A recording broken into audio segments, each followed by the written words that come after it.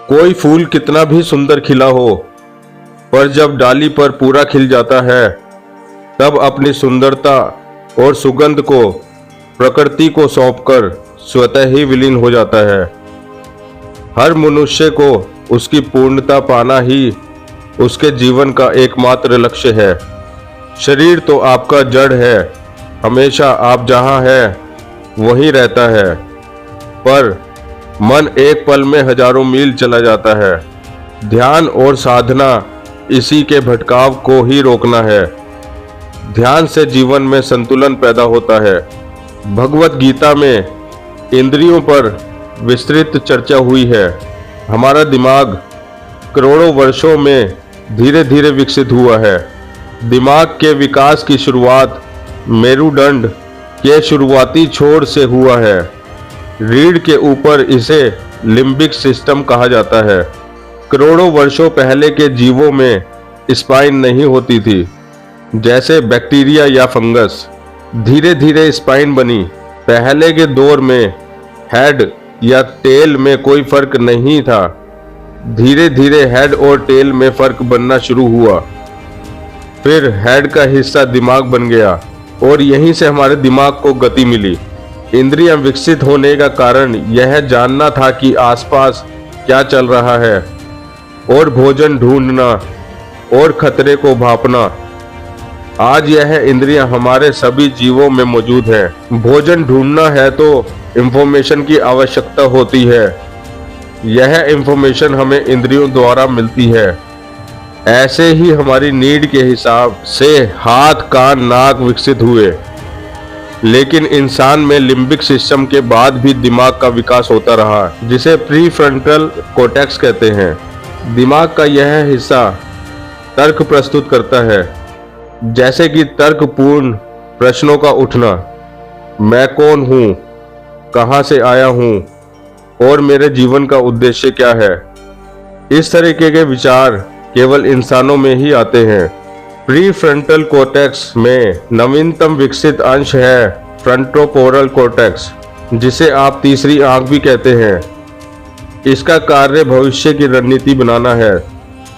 आइए इसे भगवान शिव के माध्यम से समझते हैं। शिव का अर्थ है वह आयाम जो समय से परे है, जहां भूतकाल, भविष्यकाल और वर्तमान एक साथ घट रहा है। कई योगियों ने साधना करके इसे प्राप्त भी किया है। हर एक विचार मृत्यु के भय से उत्पन्न होता है। हर चीज जो हम करते हैं वह मृत्यु को रोकने के लिए ही करते हैं। हर प्रकार की प्रेरणा या तो मृत्यु या प्रेम से उत्पन्न होती है। जिसने आध्यात्मिक मार्ग में प्रगति कर ली वह मुक्त है, और जिसने आध्यात्मिक प्रगति नहीं की वह बंधन में है। जब हम स्पिरिचुअल नहीं होते तो हम किसी भी चीज में अटैच हो जाते हैं। जब हम स्पिरिचुअल नहीं होते तो हम अपने आसपास की सराउंडिंग के गुलाम होते हैं। आध्यात्मिक मार्ग में प्रगति करने के बाद आपके द्वारा किए गए कार्य से किसी का नुकसान नहीं होता। ना आप किसी के हृदय को दुखी करते हैं। आप परवाह नहीं करते कि कौन व्यक्ति आपके लिए कैसा सोचता है। आध्यात्मिक मार्ग में प्रगति के बाद आप जान लेते हैं कि सभी की चेतना एक जैसी ही है, बस सब लोगों के चेतन स्तर अलग अलग हैं। आपके दिमाग में एक ऐसा क्षेत्र है जहां आप अपनी सांसों को रजिस्टर करते हैं। अपनी सांसों पर ध्यान लगाकर आप अपने मन को एक तीसरे व्यक्ति की तरह देख पाते हैं, और मन को तीसरे व्यक्ति की तरह देखने से ही आप अपने मन पर विचार विमर्श कर सकेंगे।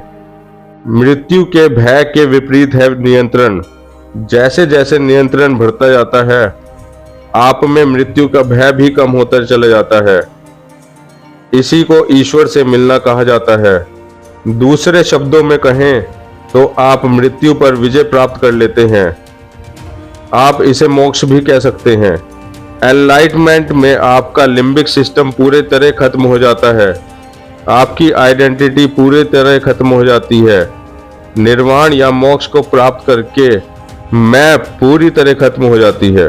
यहाँ मृत्यु नहीं, यहाँ केवल ट्रांसफॉर्मेशन है, ऊर्जा का आदान प्रदान।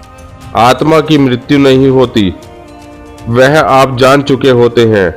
यह आपका भौतिक शरीर पृथ्वी से ही आया है और यह पुनः पृथ्वी में ही मिल जाएगा। जिसे हमने जहां से लिया वही मिल जाएगा।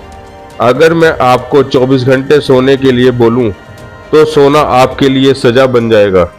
आनंद संतुलन से मिलता है। कुछ भी थोड़ा भोगेंगे तो आनंद आएगा, ज्यादा भोगेंगे तो थक जाएंगे। ध्यान रहे, वक्त एक बार बीत गया तो वापस नहीं आएगा। रोज आनंद को ढूंढिए, एक दिन जीवन की कला आप भी सीख जाएंगे। अध्यात्म की कला को सीखिए।